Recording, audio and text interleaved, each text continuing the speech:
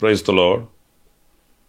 ప్రభు అయిన యేసుక్రీస్తు నామంలో మీ అందరికీ హోసన్నా మినిస్ట్రీస్ తరపున హృదయపూర్వకమైన వందనాలు తెలియపరుస్తున్నాను. ప్రభు మిమ్మల్ని ఆశీర్వదించి దీవించునుగాక. ఈ పూట పరిశుద్ధ గ్రంథంలో నుంచి 107వ కీర్తన 9వ చరణంలో ఒక చక్కటి మాట కొంతసేపు మనం ధ్యానించుకుందాము. ఇందులో విశేషమైన మాట గుర్తిస్తే, ఆశగల ప్రాణమును ఆయన తృప్తిపరిచి ఉన్నాడు అనే మాట ఈ పూట కొంతసేపు మనం ధ్యానించుకుందాము. ప్రియులారా, ప్రతి వ్యక్తికి ఆశలుంటాయి. ఆశలు లేని వ్యక్తి ఎక్కడ కూడా కనిపించడు. నరాలలో రక్తం ఎలా ప్రవహిస్తుందో అలాగే ఆ రక్తంలో ఎన్నో ఆశలు ప్రవహిస్తూనే ఉన్నాయి. ఆశించినవి ఎన్నో ఉంటాయి, పొందుకునేవి కొన్నే ఉంటాయి. ఆశలు అనేవి ఆత్మ సంబంధంగా ఉంటాయి, శరీర సంబంధంగా కూడా ఉంటాయి. లోకానుసారమైనవి ఉంటాయి, పరసంబంధమైనవి ఉంటాయి. వాటిని మనం వివేచించి ఏది మనకు క్షేమము, ఏది మనకు ఆశీర్వాదకరం, ఏది మనకు దీవెనకరం అనేది మనం యోచించి వాటిని ప్రత్యేకించుకోవలసినటువంటి ఆ బాధ్యత మన మీద ఉంటుంది. ఆశలు ఉండడం తప్పేమీ కాదు, కానీ అవి దురాశగా ఉండకూడదు. లోక సంబంధమైనటువంటి ఆశలుగా అవి ఉండకూడదు. దానిని వివేచించగలిగినటువంటి ఆ జ్ఞానాన్ని మనం ప్రభు దగ్గర పొందుకొని ఆత్మ సంబంధమైన శ్రేష్టమైన వాటిల్ని మనం ఆశించాలి, కోరుకోవాలి. మన పితరులు కూడా వాళ్ళు శక్తికి మించిన గొప్ప కార్యాలు చేయ ఆశించారు. ప్రభు శక్తిని పొందుకున్నారు, ప్రభు పక్షాన నిలిచారు. విజయంతో వాళ్ళు పత్రికలై బ్రతికారు. అలాంటి ఆశలు మనకు లేకపోవడం మనం యోచించాలి. దావీదు చిన్నవాడే కదా, మరి ఏం కోరుకున్నాడు? గొలియాతు మీదకు వెళ్ళడానికి వెనకంజ వేయలేదు. యెబూసీయులను హతం చేసి అక్కడ నీకు ఒక ఆలయాన్ని కడతానని ఉన్నతమైన ఆలోచనతో ఆశించాడు. నీవు చిన్నవాడివి, పిల్లవాడివి, చేతగాని వాడివి, చదువు సంధి లేని వాడివి, నీ వల్ల ఏమవుతుంది? పెద్దవాళ్లే మౌనంగా కూర్చుంటే అని దేవుడు అతన్ని తృణీకరించలేదు, కించపరచలేదు, త్రోసివేయలేదు. ఆశించిన ఆశను వమ్ము చేయలేదు. మనం ఆశిస్తే దేవుడు శక్తినిస్తాడు, మనం ఆశిస్తే దేవుడు కృపనిస్తాడు, దేవుడు జయమునిస్తాడు. మనం ఆశించాలి. మీరు మరొక మాట కూడా మనం చదువుతాము. 146 వాక్యంలో ఇలా వ్రాయబడి ఉంది, ఎవనికి యాకోబు దేవుడు సహాయకుడగునో, ఎవడు తన దేవుడైన యెహోవా మీద ఆశ పెట్టుకొనునో వాడు ధన్యుడు. ప్రియులారా, చూడండి, దేవుని మీద ఆశ పెట్టుకొని ఆ రీతిగా నడిపించబడే వ్యక్తి ధన్యుడట. దేవుని మీద ఆశ మనకు ఉండాలి. నా దేవుడు నా ఆశను నెరవేరుస్తాడు, నా ఆశను తీరుస్తాడు, నా దేవుడు ప్రార్థన ఆలకిస్తాడు, నా దేవుడు నిశ్చయంగా ఈ కార్యం చేస్తాడు. ఇలాంటి దైవ సంబంధమైనటువంటి ఆశ కలిగి ఉండడం ఒక ధన్యకరమైన అనుభవం అని చెప్పుకోవాలి. మనం ప్రతిదీ కూడా ఆశతోనే ముడిపడి ఉంటుందండి. ఇప్పుడు ఇంత భక్తి మనం చేస్తున్నాము, లోకంలో మనం ఒక ప్రత్యేకించబడిన జనాంగంగా ఉంటున్నాము. ఏంటి దీనికి కారణం అంటే, ఒక ఆశ మన హృదయంలో ఉంది. మనము యుగాయుగములు దేవునితో జీవిస్తామని, జీవించాలని, రాత్రింబవళ్ళు లేని పునాదులు కలిగిన ఆ పట్టణంలోనికి మనం చేరాలని, యుగాయుగములు దేవునితో వసించి నివసించాలని, ఇవన్నీ ఆశలే కదా. మనం ఎవరం పరలోక రాజ్యాన్ని చూడలేదు. మనం చూడని దాని కొరకు ఆశపడుతున్నాము. ముఖాముఖిగా మనం ప్రభుని చూడలేదు. కళల్లో దర్శనాలతో ఆయనను వీక్షించాము, ఆయన చూశాము, ముఖాముఖిగా ఆయన చూడలేదు. మరి ముఖాముఖిగా చూడని దేవునిని మనం చేరుకోవాలని ఆశపడుతున్నాం. ఇవన్నీ మనకు ఉండవలసిన ఆశలు, మనం పొందుకొనవలసిన ఆశలు. మనం ధన్యులము అని దేవుని వాక్యం చెప్తుందండి. మీరు కీర్తనల గ్రంథంలోనే 27వ కీర్తన 4వ చరణాన్ని చదివితే అందులో వ్రాయబడిన మాట నేను చదువుతాను. యెహోవా యొద్ద ఒక వరమడిగి తిని దానిని నేను వెదకుచున్నాను. యెహోవా ప్రసన్నతను చూచుటకును ఆయన ఆలయములో ధ్యానించుటకును నా జీవితకాలమంతయు నేను యెహోవా మందిరములో నివసింపగోరుచున్నాను.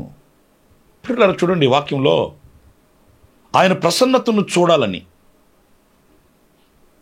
మనకు ఎన్నో ఆశలు ఉంటాయి. కానీ ఇలాంటి గొప్ప ఆశ మనకు ఉన్నదా అని ప్రశ్న మనం వేసుకోవాలి. యెహోవా ప్రసన్నతను చూడాలి. యెహోవా ప్రసన్నత ఎందుకు చూడాలి అంటే అది ఒక ప్రశాంతతతోనూ విశ్రాంతితోనూ పరలోకాన్ని తలపించేది యెహోవా ప్రసన్నత. చూడండి, మనం దేవుని మందిరానికి వెళతాము. ఆ దేవుని మందిరంలో లోక సంబంధమైన అలజడులు ఏవి కనిపించవు. లోక సంబంధమైన కార్యకలాపాలు ఉండవు, వ్యవహారాలు ఉండవు. ఆ దేవుని సన్నిధికి వెళ్ళి మనం ప్రశాంతంగా ఆయన సన్నిధిలో మోకరించి ప్రార్థన చేసుకున్నప్పుడు, ఆయన సత్యవాక్యాన్ని మనం అంగీకరించినప్పుడు ఆ దేవుని సన్నిధిలో అనుభవించే ఆ ప్రసన్నత లోకంలో ఎక్కడ దొరకనిదండి. కోట్ల రూపాయలు మనకు ఉండొచ్చు, ఆస్తులు అంతస్తులు భోగభాగ్యాలు మనం సంపాదించుకొని ఉండవచ్చు, పలుకుబడులు ఆధిక్యతలు ఆధిపత్యాలు మనకు ఉండొచ్చు. కానీ దేవుని ప్రసన్నత మనకుందా? దేవుని ప్రసన్నత మన ఇంట ఉందా? దేవుని ప్రసన్నత మన కుటుంబంలో నిలిచి ఉంటుందా? నేను కాస్త మీకు బాధ కలిగేటట్టు మాట్లాడుతున్నానేమో. కొన్ని కుటుంబాల్లో దైవ ప్రసన్నత కనిపించదు.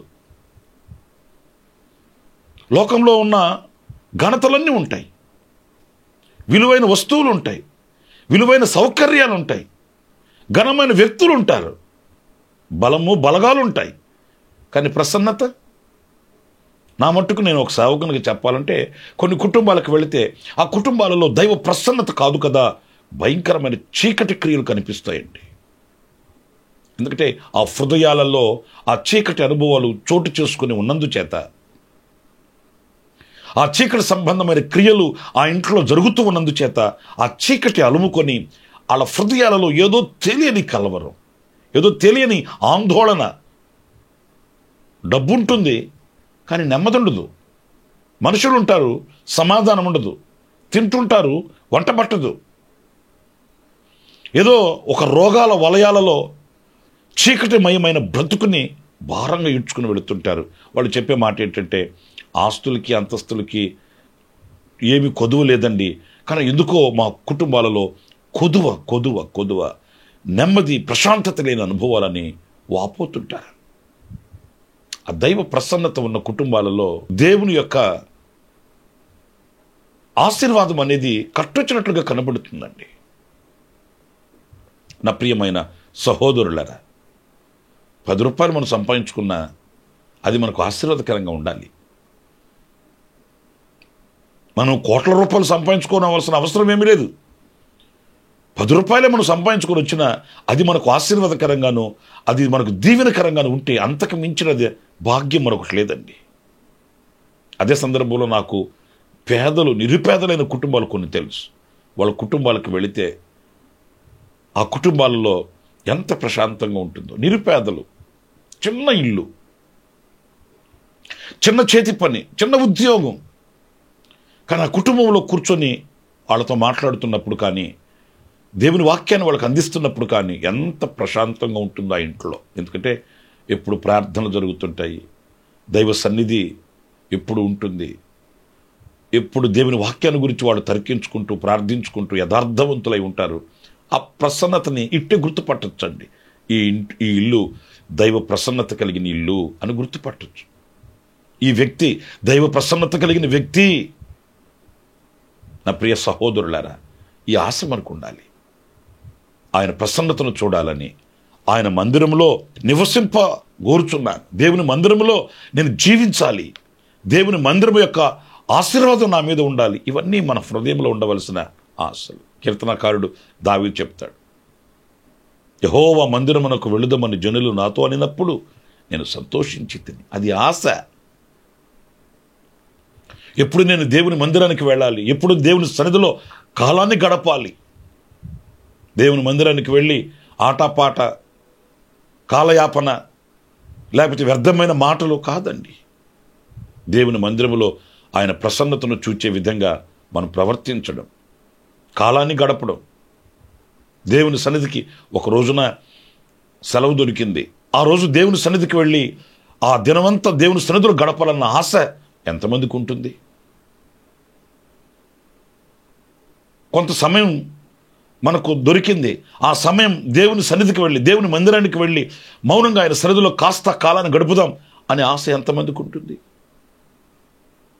సమయం దొరికినప్పుడు ఇంట్లో మోకరించి ప్రార్థన చేసుకుందాము, దేవుని వాక్యాన్ని ధ్యానిద్దాం, ఆ దైవ సన్నిధిని అనుభవిద్దామన్న కోరిక ఎంతమందికి ఉంటుంది?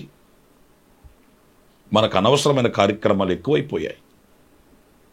వ్యర్థమైన కార్యకలాపాలలో మనం మునిగి తేలాడుతుంటాము. కానీ దేవుని ప్రసన్నతను చూడాలన్న ఆశ కలిగిన వ్యక్తులు ధన్యులండి.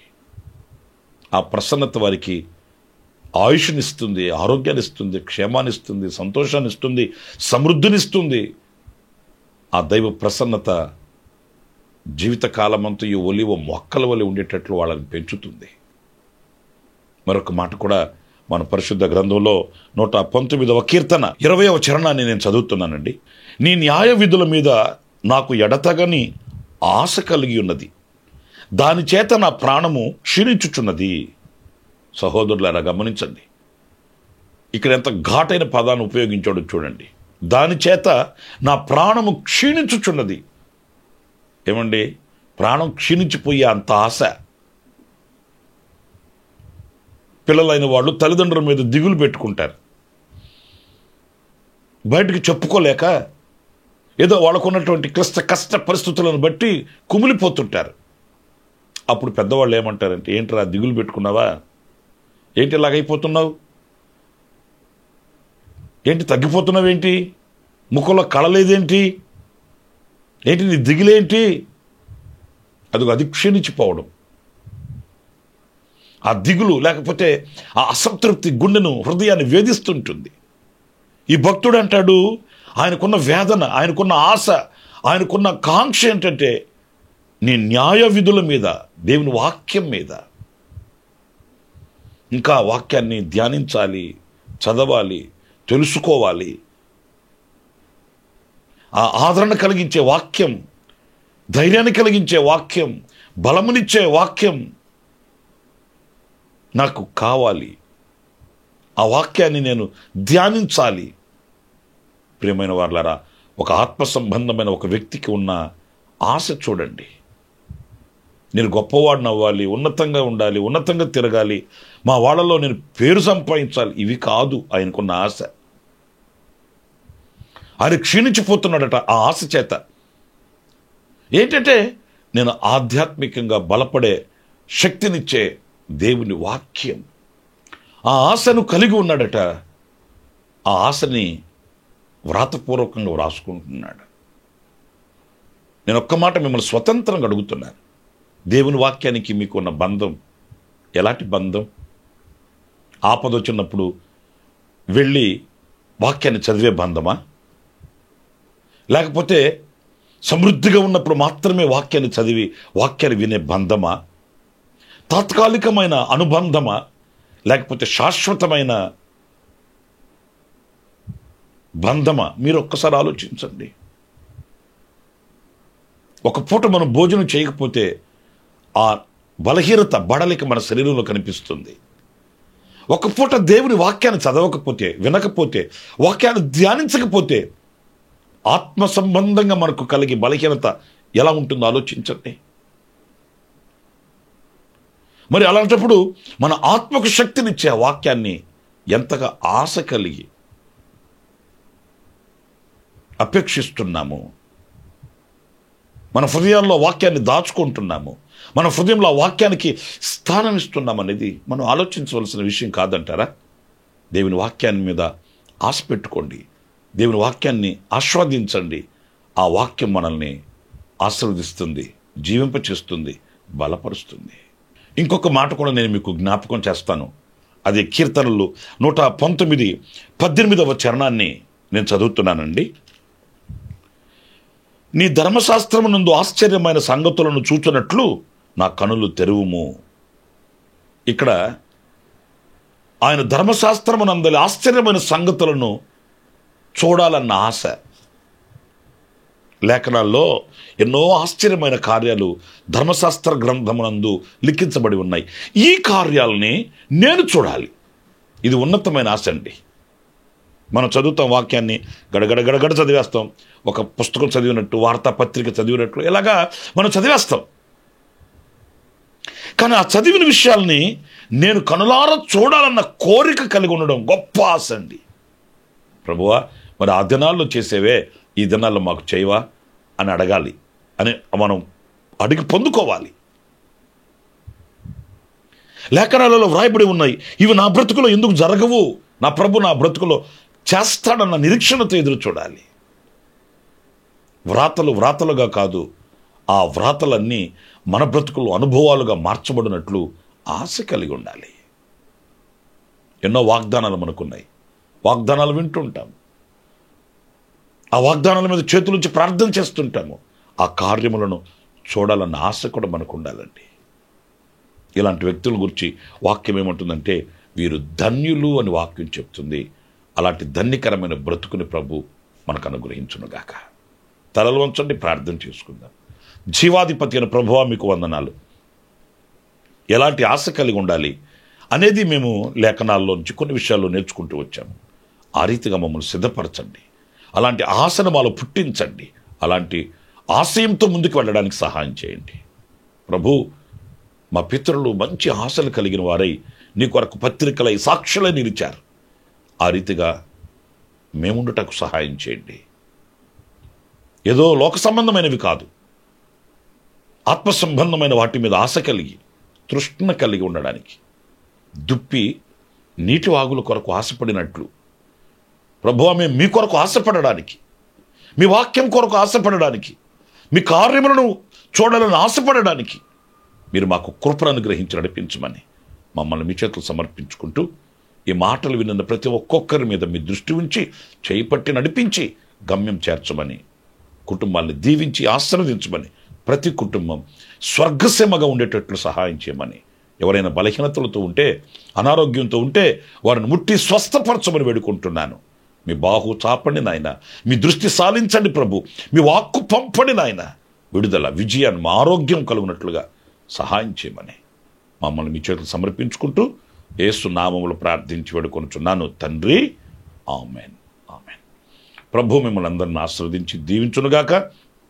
ఈ దినమంతా విశేషమైన కృప నా దేవుడు మీకు సమృద్ధిగా అనుగ్రహించునుగాక. ఆమెన్.